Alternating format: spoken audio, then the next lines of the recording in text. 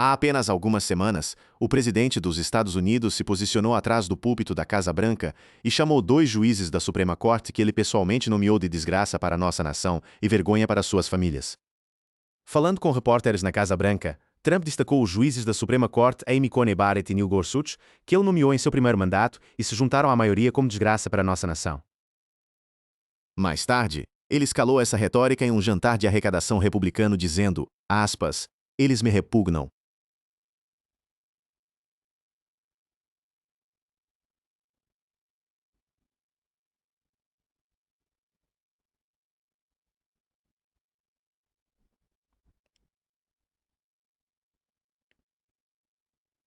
Eles me repugnam porque são ruins para nosso país.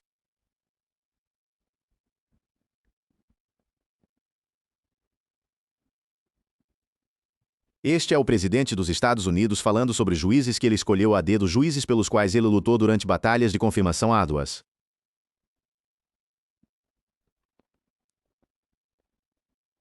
E agora ele está em guerra aberta com seu próprio poder judiciário.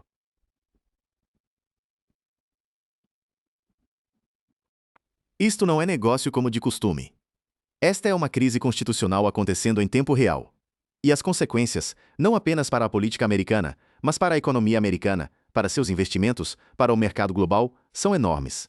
Até o final deste vídeo, você entenderá exatamente como chegamos aqui, o que significa para o Estado de Direito e o que significa para seu dinheiro. Também vou lhe dar 3 passos específicos e acionáveis que você pode tomar agora mesmo para se proteger financeiramente neste ambiente. Deixe-me contar o que aconteceu. Em uma decisão importante sobre poder presidencial, a Suprema Corte derrubou as tarifas abrangentes que o presidente Donald Trump impôs em uma série de ordens executivas. Por uma votação de 6-3, os juízes decidiram que as tarifas excedem os poderes dados ao presidente pelo Congresso. Este não era algum juiz de tribunal inferior em um estado azul. Este era o tribunal mais alto do país, e não foi uma votação apertada. O tribunal decidiu por 6-3 em Learning Resources Inc. v. Trump e Vote Selections v. United States que a EPEPA não autoriza o presidente a impor tarifas. O presidente da corte John Roberts foi acompanhado pelos juízes Sotomayor, Kagan, Gorsuch, Barrett e Jackson, enquanto os juízes Thomas, Kavanaugh e Alito discordaram. 2 dos juízes na maioria, Gorsuch e Barrett, foram nomeados pelo próprio Trump. O terceiro conservador na maioria foi o presidente da corte Roberts. Então, você tinha 3 conservadores e 3 liberais concordando que o presidente ultrapassou sua autoridade. Agora, qual foi a resposta de Trump? Trump disse a repórteres na coletiva de imprensa da Casa Branca: não quero dizer se me arrependo de nomeá-los. Acho que sua decisão foi terrível. Acho que é uma vergonha para suas famílias. Ele disse que são muito antipatriotas e desleais à nossa Constituição. É minha opinião que o tribunal foi influenciado por interesses estrangeiros e um movimento político muito menor do que as pessoas jamais imaginaram. Pare e pense nisso por um segundo. O presidente está acusando seus próprios indicados para a Suprema Corte de serem antipatriotas, desleais e influenciados por interesses estrangeiros porque fizeram seu trabalho, porque leram a lei e concluíram que ela não tinha a autoridade que reivindicava. E isso não é apenas sobre tarifas. Este padrão está acontecendo em toda a agenda jurídica de Trump. Fique comigo porque o que estou prestes a lhe apresentar é uma aula magistral sobre o que acontece quando o poder executivo colide com a independência judicial. E vou explicar exatamente por que isso importa para a economia e sua carteira. Deixe-me guiá-lo através deste caso de tarifas porque as apostas financeiras são impressionantes. Trump usou uma lei chamada Lei Internacional de Poderes Econômicos de Emergência, conhecida como IEEPA. Esta é uma lei de 1977 que dá ao presidente certos poderes durante uma emergência nacional causada por uma ameaça estrangeira. Ele usou esta lei para impor tarifas massivas a importações de países em todo o mundo, incluindo aliados próximos como Canadá, México, Japão e União Europeia. O argumento era que déficits comerciais são uma emergência nacional e a IEEPA me dá o poder de regular e regular a importação inclui impor tarifas. O problema, a decisão observou que antes de Trump, nenhum presidente havia jamais usado o estatuto em questão para impor tarifas, muito menos tarifas dessa magnitude e escopo. Em uma parte da opinião acompanhada pelo juiz Neil Gorsuch e juiz Amy Coney Barrett, Roberts disse que a confiança de Trump na IEEPA para impor as tarifas violou a doutrina de questões importantes, que é a ideia de que se o Congresso quer delegar o poder de tomar decisões de vasta significância econômica ou política, deve fazer isso claramente. Deixe-me quebrar essa doutrina de forma simples. A doutrina de questões importantes diz: se o governo vai fazer algo enorme, algo que afeta toda a economia, o Congresso tem que autorizá-lo explicitamente. Você não pode espremer novos poderes maciços de leis antigas e vagas. O Congresso tem que dizer claramente: Senhor Presidente, você pode fazer isso. E a conclusão do tribunal, Roberts escreveu: quando o Congresso concede o poder de impor tarifas, faz isso claramente e com restrições cuidadosas. Não fez nenhum dos dois aqui. Agora, é aqui que entra o dinheiro. A Tax Foundation estima que mais de 160 bilhões de dólares em tarifas foram coletados ilegalmente sob IEPA. Outras estimativas do Penn Wharton Budget Model colocam o número em 175 bilhões de dólares. Este é dinheiro que foi coletado de importadores americanos. E esses importadores repassaram esses custos para você, o consumidor, em preços mais altos na loja. A decisão diz que essas tarifas eram ilegais, mas se as empresas realmente recuperam esse dinheiro, essa é uma luta completamente diferente. Kavanaugh escreveu em seu parecer divergente que o processo de reembolso provavelmente será uma bagunça, e ele provavelmente está certo. Mas o ponto fundamental é que o tribunal disse que o presidente foi longe demais. O que Trump fez a seguir? Horas após a decisão da Suprema Corte, o presidente emitiu uma ordem executiva declarando que os Estados Unidos estão experimentando problemas fundamentais de pagamentos internacionais dentro do significado da seção 122 da Lei Comercial de 1974 e impôs uma tarifa de 10% por um período de 150 dias. Ele depois aumentou para 15%, mas aqui está o detalhe. Essas tarifas devem terminar em 150 dias a menos que o Congresso vote para estendê-las. Não apenas esse requisito reconhece o papel constitucional central do ramo legislativo em tributação, mas também exigirá que membros da Câmara e do Senado assumam responsabilidade pelas suas votações. Eles podem ser solicitados a fazer votações polêmicas apenas alguns meses antes das eleições intermediárias de 2026. E a seção 122 nunca foi invocada por nenhum presidente em seu meio século de existência. Desafios legais já estão se alinhando. A administração também está abrindo investigações comerciais da seção 301 em quase 80 países tentando encontrar novos caminhos legais para chegar ao mesmo destino. Mas agora cada caminho tem possíveis obstáculos judiciais. Esta não é apenas uma história política. Apesar da retórica de Trump sobre as tarifas beneficiarem a economia, as ações subiram com a notícia da decisão. O mercado literalmente celebrou quando o presidente perdeu seu poder de tarifar. Isso lhe diz tudo o que você precisa saber sobre como os investidores veem essa política. Agora, o caso de tarifas é a maior manchete, mas está longe de ser o único. O que estamos vendo é um padrão. Trump não parece ter uma resposta para a lista que se acumula rapidamente de casos em que juízes, e mesmo muitos nomeados por GOP e Trump, decidiram contra seus abusos óbvios do poder. Deixe-me lhe dar o mapa. Durante seu primeiro mandato, o presidente Donald Trump nomeou 226 juízes de tribunais federais, incluindo 3 juízes da Suprema Corte dos EUA. Em 20 de abril de 2026, o Senado dos Estados Unidos confirmou 271 juízes do artigo II nomeados por Trump. 3 juízes associados da Suprema Corte, 60 juízes para os tribunais de apelação dos Estados Unidos e 205 juízes para os tribunais distritais dos Estados Unidos. Essa é uma pegada judicial enorme. Trump moldou o poder judiciário federal mais do que quase qualquer presidente moderno. Então, quando pessoas de suas próprias fileiras judiciais começam a decidir contra ele, é significativo. Pega o caso da Lei dos Inimigos Alienígenas. O juiz Fernando Rodrigues, nomeado por Trump, não aceitou o argumento da administração. Em vez disso, Rodrigues escreveu que a invocação da AE do presidente através da proclamação excede do escopo do estatuto e como resultado é ilegal. Em poucas palavras, Rodrigues disse que Trump ultrapassou o limite e tentou reivindicar poderes além daqueles concedidos a ele pela Lei dos Inimigos Alienígenas. A Lei dos Inimigos Alienígenas é uma lei de 1798, com mais de 200 anos. Foi projetada para tempos de guerra para lidar com cidadãos de nações inimigas. Trump tentou usá-la contra membros de uma gangue venezuelana, Tren de Aragua, para deportar pessoas sem o processo legal usual. Um juiz que ele nomeou disse não. Pegue a luta pela cidadania de nascimento. Desde o primeiro dia de seu segundo mandato, o presidente Trump começou a atacar a cidadania de nascimento. Em 20 de janeiro de 2025, ele assinou uma ordem executiva buscando tirar a cidadania americana de certos bebês nascidos nos Estados Unidos. A ordem executiva foi imediatamente contestada em tribunal. A ordem de Trump nunca entrou em vigor. Desde então, cada tribunal federal que considerou um desafio à ordem a derrubou. Isso inclui juízes nomeados por Reagan, por Bush e pelo próprio Trump. O juiz John Coffin, nomeado por Ronald Reagan, é um dos poucos que apareceria na Câmara. Ele bloqueou a tentativa do presidente Trump de acabar com a cidadania de nascimento. A Suprema Corte ouviu os argumentos orais neste caso em 1º de abril de 2026, e os juízes pareciam profundamente céticos da posição da administração Trump. Até juízes conservadores recusaram. Kavanaugh recusou a invocação de Sauer da prática de outros países, muitos dos quais não têm cidadania de nascimento.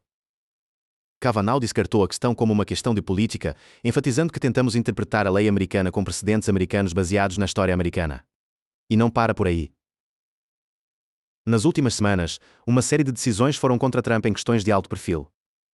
Um juiz anulou os esforços de sua administração para efetivamente fechar a voz da América. Outro anulou a política de imprensa restritiva de seu Departamento de Defesa.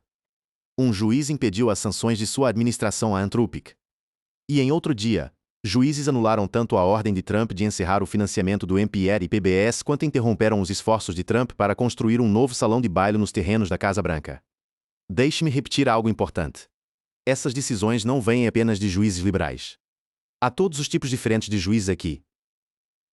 E alguns dos juízes que foram mais francos contra coisas que ele fez foram juízes que ele nomeou ou um juiz que o presidente Reagan nomeou. E acho que o que torna um juiz franco ou não nesta situação tem menos a ver com sua política e mais com o quão consistente ou inconsistente com a lei uma ação particular é. Agora, muitos de vocês podem estar se perguntando por que juízes que Trump nomeou votariam contra ele? Não é o ponto todo que você nomeia juízes que compartilham suas visões? Aqui está a resposta e é fundamental para entender como o sistema legal americano funciona. Embora possa parecer estranho que juízes que Trump nomeou estejam votando contra ele, na verdade não é tão incomum.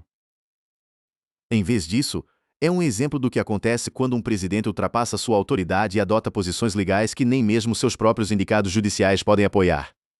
Sim, mais de meio século de pesquisa demonstra claramente que as ideologias dos juízes molduram muito como eles decidem. Juízes nomeados por presidentes democratas tendem a decidir liberalmente e juízes nomeados por presidentes republicanos tendem a decidir conservadoramente. Isso inclui uma forte inclinação para apoiar as posições do presidente que os nomeou. Mas aqui está a chave. Roberts também está correto de que juízes tentam fazer o seu melhor para resolver disputas de forma justa. A lei também molda as escolhas que os juízes fazem. A lei neste contexto refere-se à Constituição, legislação aprovada pelo Congresso e precedentes criados pelos tribunais federais. Essas várias formas de lei funcionam como uma restrição aos juízes. Pense desta forma. Um juiz pode ser conservador. Um juiz pode querer apoiar a agenda política do presidente, mas ainda precisa de um argumento legal plausível para se apoiar. O problema é que a administração Trump está tomando ações que cedem sua autoridade legal. Como resultado, até juízes nomeados por Trump não podem apoiar essas ações porque não há interpretação razoável da lei que permitisse fazer isso. Em 2018, Trump e o presidente da Corte Roberts tiveram um desacordo público sobre este conceito. Trump chamou um juiz que votou contra ele de juiz de Obama. Em sua crítica, Trump se referiu a Tigar como um juiz de Obama. Em uma retratação em comum, Roberts defendeu a integridade do Tribunal Federal escrevendo: "Não temos juízes de Obama ou juízes de Trump, juízes de Bush ou juízes de Clinton." O movimento legal conservador passou décadas argumentando que juízes deveriam seguir o texto da lei, não as preferências políticas. Esse princípio não desaparece porque o presidente em questão é um que conservadores apoiam. Gorsuch notavelmente há muito tempo defendeu uma posição textualista agressiva sobre os limites do poder executivo, uma posição que se opôs à administração Obama com frequência como agora se opõe a Trump. Mas é aqui que a história toma uma volta mais sombria. Em vez de ajustar sua estratégia legal, em vez de trabalhar dentro dos limites da lei, a administração tem retaliado. A administração Trump demitiu o juiz de imigração que decidiu que o governo não tinha fundamento para deportar. A administração Trump na sexta-feira removeu 2 juízes de imigração que rejeitaram casos de deportação contra 2 estudantes internacionais pró-palestinos de alto perfil. Os juízes, Rupal Patel e Nina Frost, estavam entre 6 que o Departamento de Justiça demitiu na semana passada. De acordo com a Associação Nacional de Juízes de Imigração, pelo menos 113 juízes de cerca de 750 total nos EUA foram demitidos pela administração Trump desde janeiro passado. Deixe esse número afundar. Mais de 200 juízes de imigração se foram em pouco mais de um ano. O Poder Judiciário está sendo reformulado não através do processo normal de nomeação e confirmação, mas através de demissões em massa e atrito. E a retórica contra juízes está criando perigo real. Quando a Suprema Corte derrubou as tarifas de Trump, ele atacou 2 juízes que havia nomeado chamando-os de idiotas e capachos. O presidente frequentemente reclamou contra juízes quando eles votam contra ele. O que frequentemente acontece a seguir é uma enxurrada de ameaças violentas de seus seguidores contra esses juízes. A CBS conversou com 26 juízes federais, 9 nomeados democratas, 17 republicanos, tanto em exercício quanto aposentados. Os juízes em exercício nos disseram que se sentem sob cerco. A maioria não apareceria na Câmara com medo pela sua segurança. O juiz John Jones é um juiz federal aposentado da Pensilvânia, um indicado de George W. Bush. Ele e 55 outros juízes aposentados estavam tão preocupados que formaram um grupo bipartidário para fazer lobby na Casa Branca para parar de demonizar juízes. Uma juíza federal, Esther Salas, diz: "Estou mais preocupada agora do que estava depois que meu único filho foi assassinado."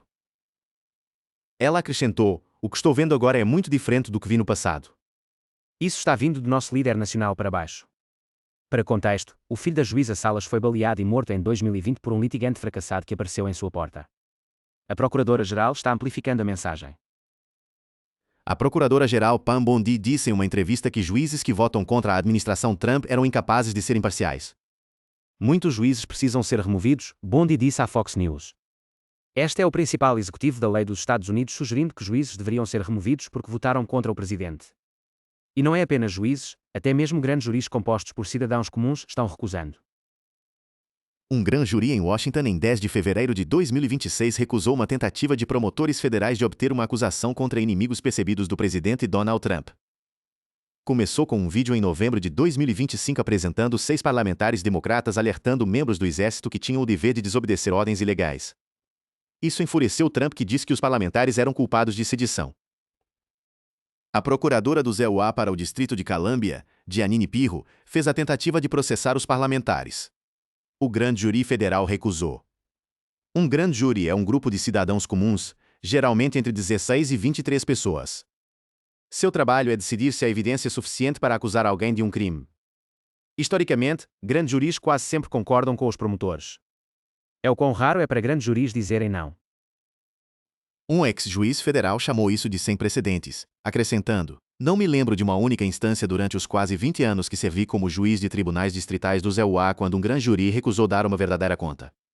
Ele notou: "Fico feliz em ver que o cidadão médio servindo em um grande júri reteve o que acho ser um senso fundamental de justiça mesmo diante de um baralho bastante marcado." Em uma ação extraordinária, Trump fisicamente compareceu aos argumentos orais da Suprema Corte no caso de cidadania de nascimento em 1º de abril de 2026. Os presidentes evitaram comparecê-los para negar até a aparência de tentar influenciar indevidamente um ramo coigual do governo. Mas Trump fica feliz em intimidar quem quer que seja necessário para conseguir o que quer. E ele reservou algumas de suas críticas mais recentes e afiadas para os juízes da Suprema Corte que nomeou e que ocasionalmente votaram contra ele. Esta foi uma tentativa direta de intimidação, mas é bem possível que a demonstração de força de Trump pudesse ter o efeito oposto para não parecer que Trump os está controlando até certo ponto. Pareceria até possível, julgando pelas perguntas da juíza Brett Kavanaugh, que todos os 3 indicados de Trump poderiam votar contra ele. Um resultado assim do primeiro caso em que Trump decidiu aparecer pessoalmente poderia provar que ele não tem a influência que parecia querer demonstrar. O próprio Trump descreveu o que ele acha que está acontecendo. Ele disse que juízes pensam: "Não me importo se Trump me nomeou. Não me importa se ele não faz diferença para mim. Vou votar contra ele, porque querem mostrar sua independência." Mas a interpretação mais honesta é o que estudiosos, juízes aposentados e especialistas legais concordam. A administração está promovendo teorias legais que não se sustentam e juízes estão fazendo seu trabalho. Agora, deixe-me conectar tudo isso com o que importa para você financeiramente. Primeiro, incerteza de tarifas. Os preços provavelmente serão mais altos na loja porque quanto mais tempo as tarifas duram em qualquer forma, mais seus custos são repassados aos consumidores. As empresas ainda enfrentarão custos de insumos mais altos e incerteza política continuada. Além disso, o campo de jogo competitivo permanecerá inclinado, pois empresas grandes e bem conectadas conseguem tratamento tarifário favorável enquanto empresas pequenas e menos bem conectadas pagam mais. As tarifas da seção 122 expiram em 150 dias a partir de 24 de fevereiro, o que nos coloca perto de julho de 2026. Para ser estendidas, o Congresso deve votar para fazer isso. O Congresso não mostrou apetite por tarifas, especialmente com eleições intermediárias do Congresso em novembro. Isso significa que as empresas estão operando em uma névoa. Eles não sabem qual serão as taxas tarifárias em 6 meses. Eles não podem planejar investimentos de capital. Eles não podem precificar produtos com confiança. Esta incerteza é um imposto na economia por si só. Segundo, o prêmio do Estado de Direito. Investidores internacionais despejam dinheiro nos Estados Unidos porque confiam no sistema legal. Eles confiam que os contratos serão cumpridos. Eles confiam que o governo não pode apenas tomar sua propriedade ou mudar as regras da noite para o dia sem consequências legais. Quando o presidente ataca o judiciário, quando chama juízes de desgracioso e antipatriota, quando sua procuradora-geral diz que juízes deveriam ser removidos, essa confiança se erosiona. O capital começa a procurar portos mais seguros. Terceiro, a questão do reembolso. O governo pode dever aos importadores até 175 bilhões de dólares em reembolsos de tarifas coletadas ilegalmente. Este é dinheiro real. Se for reembolsado, pode ajudar algumas empresas a se recuperarem. Mas como observou a análise de Hobbs & Gray, não está claro se a Alfândega e Proteção de Fronteiras do ZEUA processará reembolsos voluntariamente de forma administrativa ou se os importadores terão que buscar alívio ordenado pelo tribunal. Agora, é aqui onde fica ainda mais interessante e prometi que falaria sobre o que vem a seguir. O presidente Donald Trump parece estar inclinado sobre a ideia de que juízes conservadores idosos, Samuel Alito e Clarence Thomas, possam pensar em uma aposentadoria convenientemente marcada este ano. Trump disse sobre Alito: "Acho que ele é um dos grandes juízes de todos os tempos." Antes de adicionar, seria bom dizer: "Agora tenho alguém por 40 anos." Trump disse que já tinha uma lista curta de possíveis substituições. Tal mudança daria a Trump uma pegada ainda mais significativa na corte, nomeando 3 em 9 ou 4 em 9 juízes entre seus primeiro e segundo mandatos. Dada a desencantação recente de Trump com 2 de seus indicados que votaram contra ele no caso de tarifas, ele provavelmente preferiria ter uma margem de segurança para escolher alguém que pudesse ver como mais confiável em lealdade. Mas aqui está o risco político. O risco político para Trump é grande porque está parecendo cada vez mais provável que democratas façam ganhos significativos na eleição de 2026, pelo menos na Câmara. Será muito mais difícil para democratas virar o Senado, pois envolve vencer alguns estados vermelhos que Trump venceu por 2 dígitos, mas não pode ser descartado. O relógio está marcando. Se republicanos perderem o Senado, Trump perde sua capacidade de confirmar juízes. Ele sabe disso.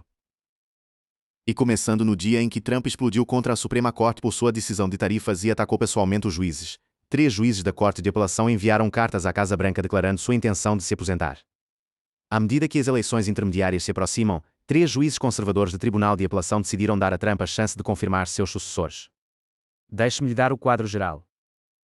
Quando a história da sobrevivência estreita da democracia americana for escrita, a independência renovada do poder judiciário será uma grande parte da história.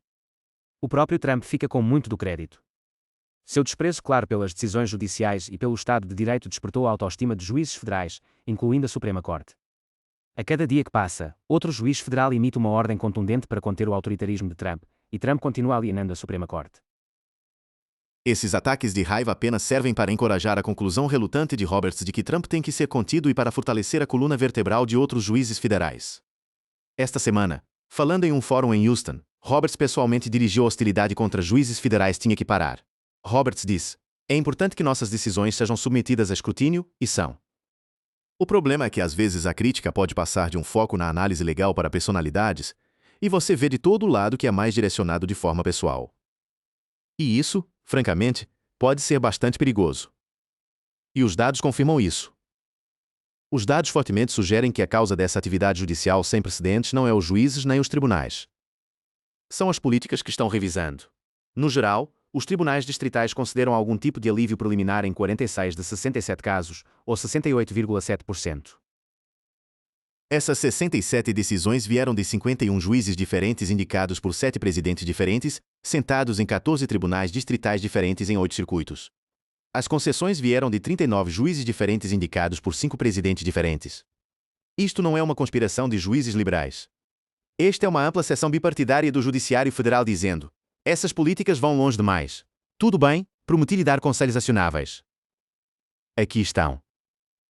Passo 1. Diversifique seu portfólio com um olho para risco judicial. Cada política econômica importante de Trump, tarifas, acordos comerciais, política industrial, está agora sujeita a possível reversão judicial. Se seu portfólio está muito concentrado em setores que se beneficiam das tarifas, como certas empresas siderúrgicas domésticas, entenda que esses benefícios podem desaparecer da noite para o dia com uma decisão judicial. O lado oposto também é verdadeiro.